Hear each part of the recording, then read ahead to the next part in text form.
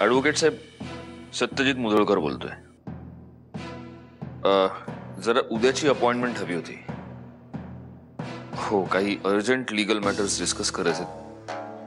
येतो ना मी शार्प 9 वाजता पोहोचतो उद्या. हो, थँक्यू. थँक्स.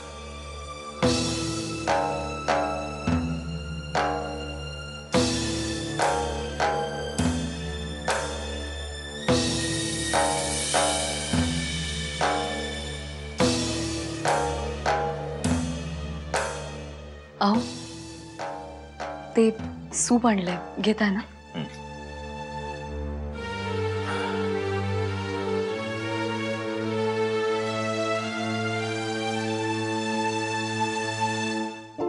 अहो, तुम्ही नका एवढं टेन्शन घेऊ.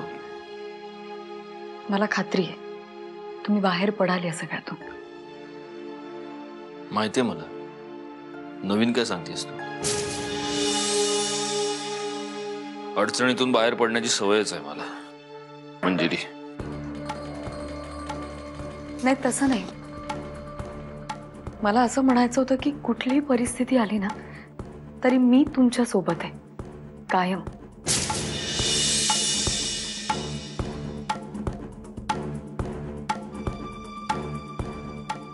सोबत आहेस? कोणी आमंत्रण दिले तुला माझ्या सोबत राहायला? आणि काय ग, सोबत आहेस म्हणजे नेमकं काय करणार आहेस तू? हे 10 कोटीचं कर्ज आहे माझ्यावर, मंजिरी. फेडू शकणार आहेस? ते फेडण्यासाठी 1 रुपया तरी कमावू शकणार आहेस? शेतकऱ्यांची जमीन बेकायदेशीररित्या हडप केल्याचा आरोप आहे माझ्यावर. आता मला सांग मंजिरी, यात तू माझी काय सोबत करणार आहेस? माझ्यावरचे आरोप तू पुसू शकणार आहेस की उद्या हिअरिंगच्या वेळेला कोर्टात तू उभी राहून माझी केस लढणार आहेस? सांग ना.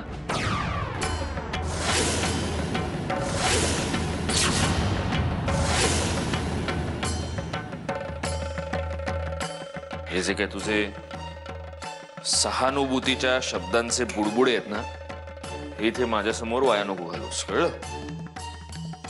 तुझे आहेत ना ते,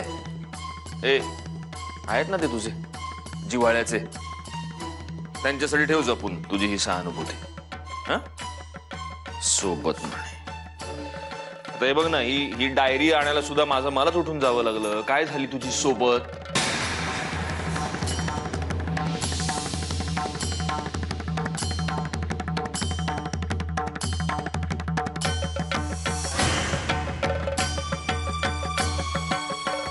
अगं जा ना आता. ते सूप काय आणलंयस ते घेऊन घालेन कशात माझ्या मी. तू आहेस नाहीस फरक नाही पडत मला, कळलं ना?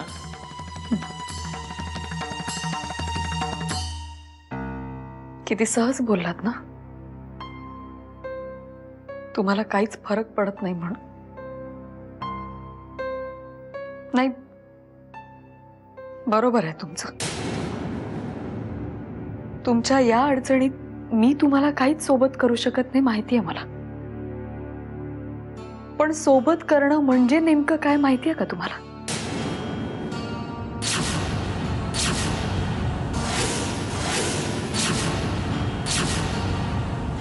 नाही ना. सॉरी, मी खूप बोलत असेन कदाचित, पण तुम्हीच मला सांगा, जेव्हा एखादी बाई आपल्या बाळाला जन्म देते तेव्हा तिचा नवरा तिचा हात हातात घेऊन काय म्हणतो? मी तुझ्या सोबत आहे. तेव्हा तो तिच्या वेदना आपल्या अंगावर घेऊ शकतो का? नाही ना.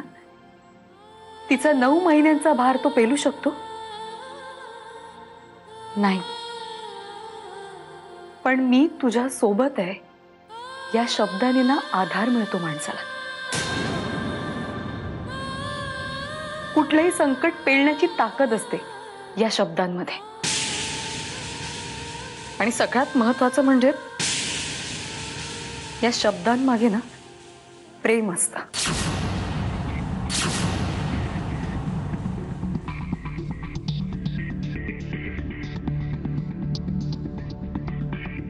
आय एम सॉरी मंजिरी, चुकलं माझं. सॉरी, माझी चूक झाली. तू माझी सोबत करण्यासाठी, मला धीर देण्यासाठी माझा हात तुझ्या हातात घेशील. घे.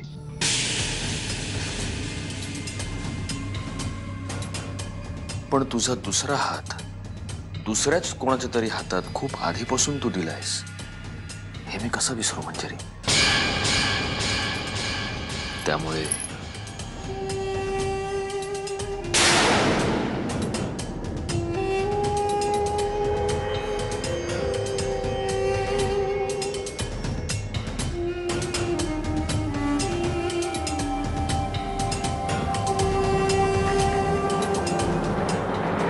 जय तांबडी बाबा, ठेवू का आता? नेत्रा, तुला माहितीये तिकडे किचन मध्ये मंजिरी वहिनी झोपलीये. याच्यात कसली आली ब्रेकिंग न्यूज? तुला काहीच नाही वाटलं? अगं मी तर अवाक झालो. नाही म्हणजे मी असं किचन मध्ये गेलो आणि बघतो तर काय, समोर मंजिरी वहिनी. अहो पण गौरांग राजे, तुम्ही स्वतः किचन मध्ये जाण्यासारखं इतकं घडलं तरी काय? फ्रुट्स. अहो आता जेवलो ना हो आपण. अगं फळं ही नेहमी जेवल्यावर खात. असो, मुद्दा तो आहे का? मुद्दा हा आहे की मंजिरी वहिनी अशी नोकरासारखी किचन मध्ये नाही, म्हणजे ती दादा सोबत त्यांच्या बेडरूम मध्ये का नाही झोपत? कारण आपल्या मातोश्रींना दादांच्या बेडरूम मध्ये दुसऱ्याच कोणाला तरी पाठवायची खूप घाई झाली. काय? कोणाला? कळेल, वेळ आल्यावर कळेल. एक मिनिट इकडे बघ. तुला कसं कळलं हे सगळं? कसं आहे ना गौरांग राजे, मी या घरात डोळे उघडे ठेवून राहते, त्यामुळे तुम्हाला काळजी करायची अजिबात गरज नाहीये. तुम्ही खा प्या आराम करा. नसत्या चिंता सोडा. Good night. चालेल, पण आधी ऍपल खातो.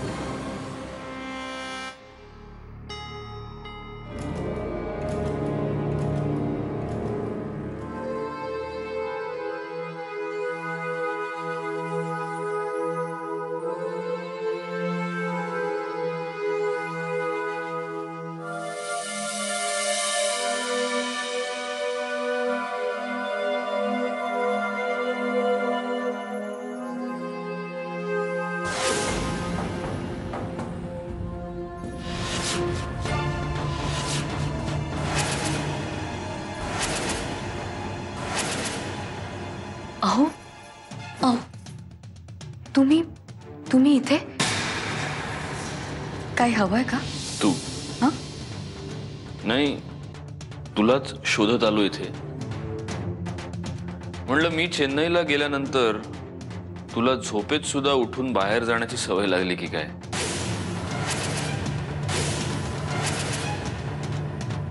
नाही, हल्ली मी इथेच झोपते किचन मध्ये. चल आपल्या बेडरूम मध्ये चल. अहो नाही, माझी काही तक्रार नाहीये. मी ठीक आहे. मी इथे. दे हात, दे तुझा हा? हात.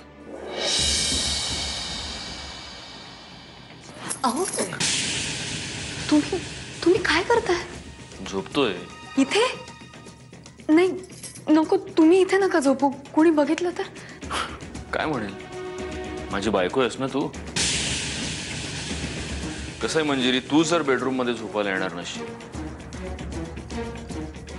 तर मग मला इथे किचन मध्ये झोपावं लागेल. शेवटी तू तिथे, मी. तुम्ही व्हा पुढे. मी येते. दे हात, दे. अहो मी म्हटलं ना, मी येते लगेच. माझा हात धरून बेडरूम पर्यंत यायला लाज वाटते का?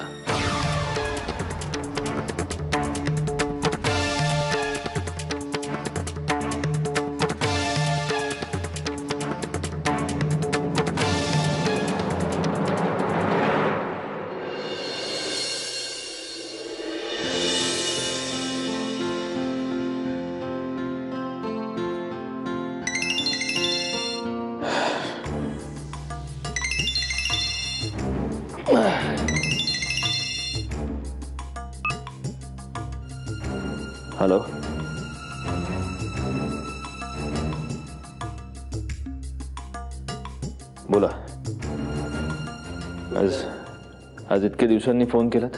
हा, म्हटलं तुमच्या तब्येतीची चौकशी करावी. खरं तर आधीच फोन करणार होतो, पण काय आजारपणात माणसाला चौकशीची नाही आरामाची आवश्यकता असते म्हणून नाही केला. नाही, तब्येत ठीकच आहे माझी आता. काही मदतीची आवश्यकता भासलीच तर मला जरूर सांगा. अगदी निसंकोचपणे सांगा, मी आहे. तुम्ही असं बोललात खरंच खूप बरं वाटलं. कारण कसं आहे, जवळची जवळची म्हणून वाटणारी माणसं जवळ येतात तेव्हा हातात सुरे घेऊन येतात. तुम्ही बोललात मनापासून बरं वाटलं खरंच. हा, खरं तर मी एका महत्वाच्या विषयावर बोलणार आहे तुमच्याशी. बोला. काय म्हणजे तुमचा सल्ला हवा होता. आता विहंग आणि मधुराबद्दल तुम्हाला माहिती आहेच, पण माझं त्या विहंग भोसलेबद्दल काही चांगलं मत नाहीये. पण आता मधुराच इतकी हट्टाला पेटले, त्यामुळे मी त्याला पुन्हा एकदा भेटायचं म्हणतोय. आणि तुमचाच तो मित्र असल्यामुळे म्हटलं तुम्हाला त्याच्याबद्दल जास्त माहिती असेल ना, म्हणून म्हटलं तुम्हाला आधी फोन करून विचारावं त्याच्याबद्दल म्हणून. विहंग भोसलेबद्दल मी काय सांगणार. हो, विहंग भोसले हा माझा खूप जवळचा मित्र होता. आता मी एवढंच सांगू शकतो की आज माझी ही जी काही परिस्थिती आहे त्याला तोच कारणीभूत आहे.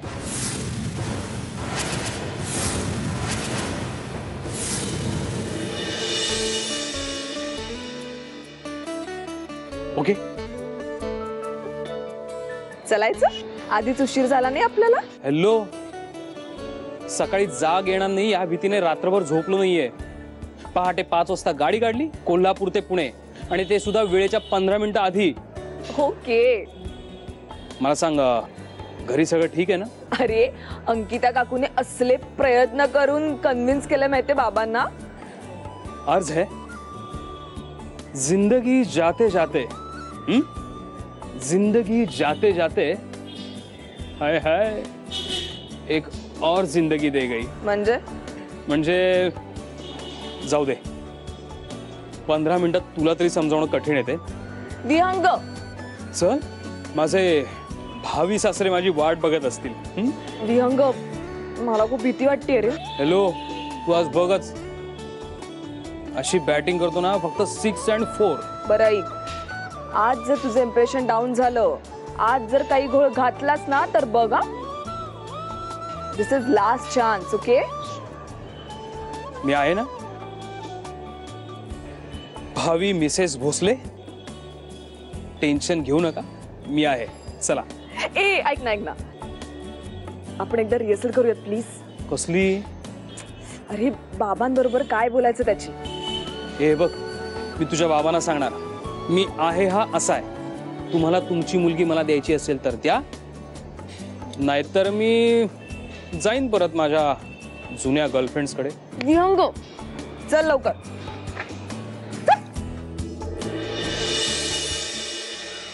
काय बोलता का तुम्ही? म्हणजे मला खरंच काही कळलं नाही, मी समजलो नाही. माझ्या ऑफिसच्या तिजोरीतले काही अत्यंत महत्वाचे पेपर्स आज दादा होळकर पर्यंत पोहोचलेत. ते विहंगाने पोहोचवले.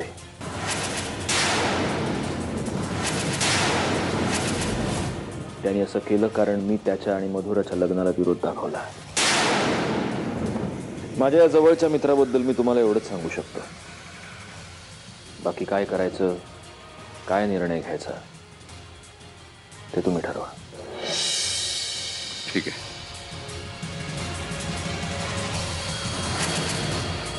बाबा, बाबा, विहंग आलाय. कळलं मला ते. सर, त्या दिवशी जे काही झालं ते विसरून तुम्ही पुन्हा मला इथे भेटायला. हे लग्न होऊ शकत नाही.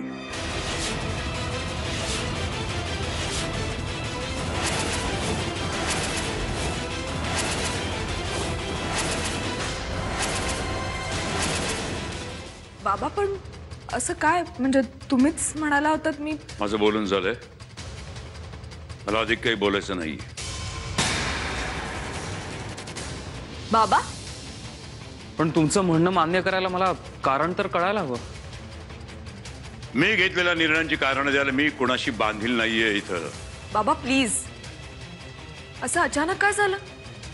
सकाळपर्यंत तर सगळं ठीक होतं ना? म्हणजे सकाळीच तर तुम्ही मला विचारलं की विहंग वेळेवर येणार आहे की नाही, मग आता अचानक असं काय?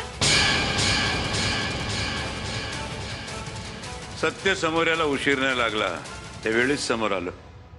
हे कारण आहे. तुम्ही जाऊ शकता विहंग भोसले.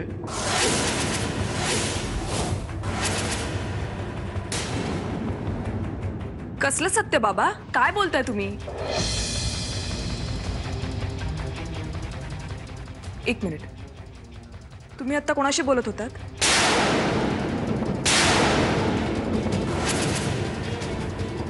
तो फोन आल्यानंतरच तुम्ही तुमचा डिसिजन चेंज केलात ना? त्या फोनचा याच्याशी काहीही संबंध नाहीये. आणि कोणाचा ऐकून निर्णय बदलण्या इतका हा पृथ्वीराज मूर्खही नाहीये. मी विचार केला आणि मी निर्णय बदलला.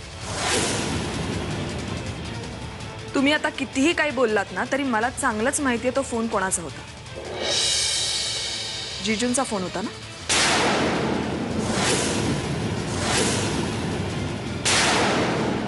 त्यांचा फोन आल्यानंतरच तुम्ही तुमचा डिसिजन चेंज केलात, राईट? बाबा तुम्ही स्वतःच्या विचाराने नाही, त्यांच्या विचाराने डिसिजन चेंज करताय. मी दीशी सुद्धा बोलले या बाबतीत. तिला सुद्धा माहितीये विहंग किती चांगला मुलगा आहे, आणि आता तुम्ही. हे लग्न होणार नाही एकदा मी सांगितलेलं आहे. पुन्हा पुन्हा सांगायची माझी इच्छा नाहीये. पण तुम्ही नकार का देताय हे मला कळायलाच हवं. त्याशिवाय मी इथून जाणार नाहीये. कारण माझ्या आयुष्यातली ही सर्वात मोठी आणि माझ्यासाठी खूप महत्वाची गोष्ट आहे. म्हणून हा प्रश्न तुम्ही स्वतःलाच विचारला तर जास्त बरं होईल. हा प्रश्न मी स्वतःला विचारला तर तुम्ही या लग्नाला नकार देण्याचं काहीच कारण सापडत नाही मला. ते निर्धावलेला माणूस आहे. एक सांगतो मी तुम्हाला, इथं आपण बोलवलं म्हणून, आणि घरी आलेला पाहुणा त्याच्या घरी सुखरूप परत गेला पाहिजे ही रीत आहे. म्हणून आता इथं तुम्ही माझ्या घरामध्ये सुखरूप आहात, सुरक्षित आहात. ठीक आहे, तुम्ही माझ्याबद्दल काहीही विचार करू शकता. तुम्हाला काही ऐकूनच घ्यायचं नसेल किंवा या विषयावर काही बोलायचंच नसेल तर वयाचा मान ठेवून मी तुम्हाला बळजबरी नाही करू शकत. पण मी एवढंच म्हणेन, मी फार सभ्यपणे तुमच्या घरी आलो आणि तुमच्या मुलीचा हात मागितला. पण आता माझ्या असं लक्षात आलंय की तुम्ही कितीही सभ्यपणे वागा, समोरची व्यक्ती तसं वागत नाही. मी एवढंच सांगेन, लग्न करेन तर तुमच्या मुलीशीच.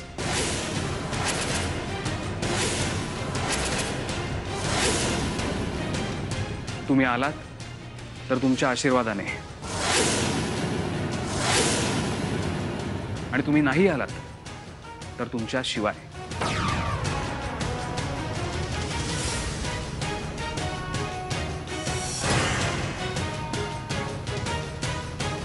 काळजी करू नकोस, मी आहे ना.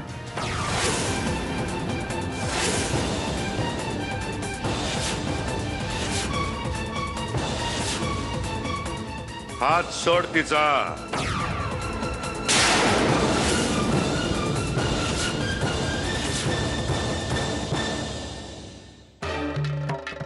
ठीक आहे, आत्ता हात सोडतोय, पण परत जेव्हा पकडेन तो आयुष्यभरासाठी.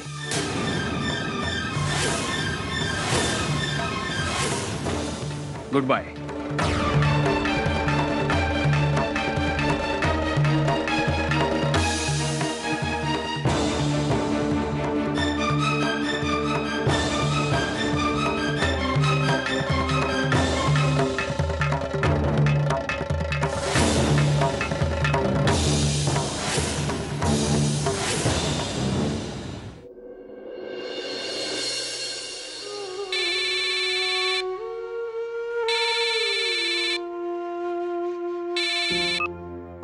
हॅलो, हां काकू बोल ना. मंजिरी मधुरा सकाळीच घराबाहेर पडलीये. ती तिथे कोल्हापूरला यायला निघाली अगं. मला वाटलंच होतं, माहित होतं मला असंच काहीतरी होणार आहे. आज सकाळीच विहंग भाऊजींनी फोन केला होता मला. मला म्हटलं की उद्याच मधुराशी लग्न करायचा विचार आहे त्यांचा.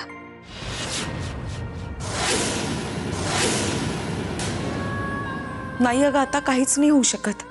काकू तू आधी तरी समजावून सांगण्याचा प्रयत्न करायचा ना ग. अगं गोष्टी इतक्या थराला गेल्यात की मधुरा काहीच ऐकून घ्यायला तयार नव्हती. आता जी कुठली परिस्थिती असेल ना, त्याला तोंड देण्यापलीकडे आपल्या हातात काहीच नाहीये. हे बघ, मधुरा तिथे पोहोचेल. विहंग तिला बस स्टँडला रिसीव्ह करायला येणार आहे. पण तुझं लक्ष असू दे हा त्यांच्यावर. आणि बाबा बाबा कुठे आहेत? नाही म्हणजे हे सगळं. नाही अगं, त्यांना अजून काहीच माहित नाही आहे यातलं. ते पिंपरीच्या साईटवर गेलेत, उद्या सकाळीच येतील. ते आल्यावर काय होणार आहे देव जाणे आता. म्हणजे त्यांना समजल्यावर त्यांच्या रागाला तुलाच सामोरं जावं लागणार. असू दे ग, तू माझी चिंता नको करूस. तू मधुराची काळजी घे. आणि काय होतंय ते मला कळव इकडे. हो, तू नको काळजी करूस, मी बघते. ठेवते मी आता. हा.